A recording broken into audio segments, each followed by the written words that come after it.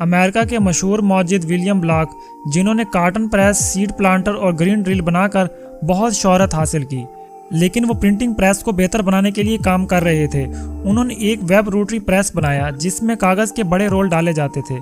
ناظرین، 1867 میں وہ اپنے اسی پریس پر کام کر رہے تھے کہ اس کا ایک بیلٹ پھنس گیا۔ انہوں نے بجائے مشین بند کرنے کے مشین کو لات ماری تاکہ بیلٹ واپس اپنی جگہ پر آ جائے، لیکن اس حرکت کے دوران ان کا پاؤں مشین میں چلا گیا جس نے اسے کچل کر رکھ دیا۔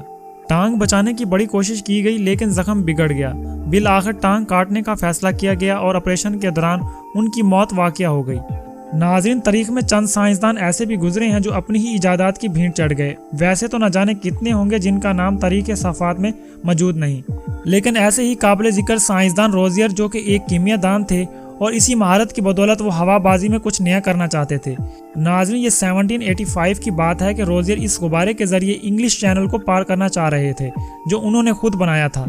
یہ ایک تجربہ تھا جس میں انہوں نے ہائیڈروجن اور گرم ہوا کا استعمال کر کے غبارے کو اڑانے کی کوشش کی تھی، لیکن بدقسمتی سے اس غبارے میں آگ لگ گئی اور وہ گر کر تباہ ہو گیا۔ اس حادثے میں روزیئر کی بھی موت ہو گئی۔ ناظرین، اسی طرح ایک اور مشہور خاتون سائنسدان میری کیوری کی موت خون کے ایک مرض کی وجہ سے ہوئی تھی، جس کی وجہ یہ تھی کہ انہوں نے سالوں تک تابکاری مواد پر کام کیا تھا جس کے اثرات ان کے جسم پر پڑے۔ تو ایک طرح سے ہم کہہ سکتے ہیں کہ میری کیوری کی وفات بھی اپنی ہی ایجادات کے ہاتھوں ہوئی۔ ٹائٹینک کسی تعارف کا محتاج نہیں۔ یہ بحری جہاز 1912 میں اپنے پہلے ہی سفر میں ڈوب گیا تھا اور 1500 سے زیادہ لوگ مارے گئے، اور انہی میں جہاز کے ڈیزائنر تھامس بھی شامل تھے جو اپنے پہلے سفر میں برطانیہ سے امریکہ جا رہے تھے۔ ناظرین، ایک اور امریکی سائنسدان ہارس لاسن ہینلی، جنہوں نے اپنے 2 ساتھیوں کے ساتھ مل کر ایک آبدوز کا ڈیزائن تیار کیا تھا، بلکہ سرمایہ کاری بھی ان کی اپنی تھی۔ 1864 میں ان کی بنائی گئی آبدوز ہینلی تاریخ کی وہ پہلی لڑاکا آبدوز بنی جس نے کسی بحری جہاز کو ڈبویا تھا۔ یہ کارنامہ اس آبدوز نے امریکی خانہ جنگی کے دوران انجام دیا، لیکن وہ کامیابی کے ساتھ واپس اپنی منزل پر نہیں پہنچ سکی کیونکہ غوطہ لگانے کے دوران آبدوز کا اگلا حصہ پھنس گیا اور پھر اس میں موجود تمام 8 افراد مارے گئے، جن میں خود لاسن ہینلی بھی شامل تھے۔ ناظرین، اسی طرح تھامس جونیئر بھی ایک بڑے سائنسدان اور موجد تھے۔ ان کی موت کا واقعہ بہت ہی عجیب سا ہے۔ دراصل انہیں پولیو لاحق ہو گیا تھا اور ان کا نچلا دھڑ ناکارہ ہو گیا تھا۔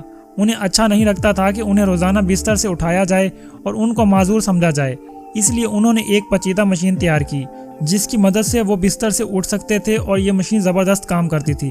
بس ایک دن نہ جانے کسی طرح اپنی اس مشین میں پھنس گئے اور دم گھٹنے سے مر گئے۔ ناظرین، دوسری جنگ عظیم کے دوران پہلا ایٹمی بم بنانے کا امریکی منصوبہ تھا جس میں امریکی کیمیا دان لوئس سالٹن بھی شامل تھے۔ ایک دن وہ اپنے پلاٹینیم کور کے دونوں حصوں کو جوڑنے کا عمل اپنے ساتھیوں کو دکھا رہے تھے۔ یہ پہلا موقع نہیں تھا بلکہ یہ عملی تجربہ کر رہے تھے، لیکن اس روز ان کے ہاتھ سے سکرو ڈرائیو نکل گیا جس سے یہ دونوں حصے مل گئے اور زبردست تابکاری پیدا ہوئی جس کے سلوٹن پر فوری اثرات مرتب ہوئے۔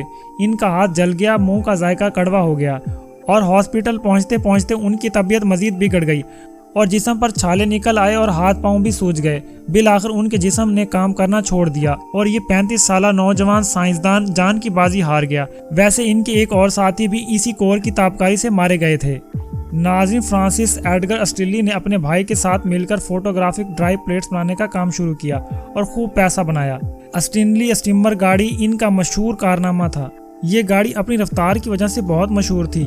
1906 میں اس گاڑی کے راکٹ ورژن نے 127 میل فی گھنٹہ کی رفتار حاصل کی تھی۔